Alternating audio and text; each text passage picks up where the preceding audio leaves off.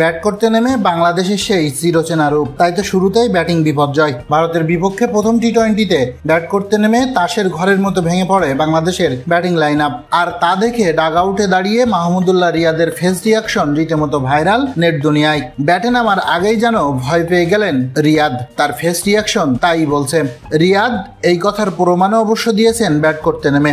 Out হয়েছেন মাত্র 1 রানে। দলের বিপদে সিনিয়র ক্রিকেট হওয়া সত্ত্বেও নামের সুবিচার করতে পারেননি রিয়াদ। নিজের খেলা দ্বিতীয় বলের মাথায় বিগ শট খেলতে গিয়ে আউট হয়েছেন ক্যাচ দিয়ে। দলের বিপদে রিয়াদের এমন কাণ্ডে রীতিমতো হতাশ তার ভক্তরা। অনেকেই আবার বলছে বিদায় ঘন্টা বেজে গেছে সাইলেন্ট কিলারের। দর্শক, আপনিও কি তাই মনে করেন?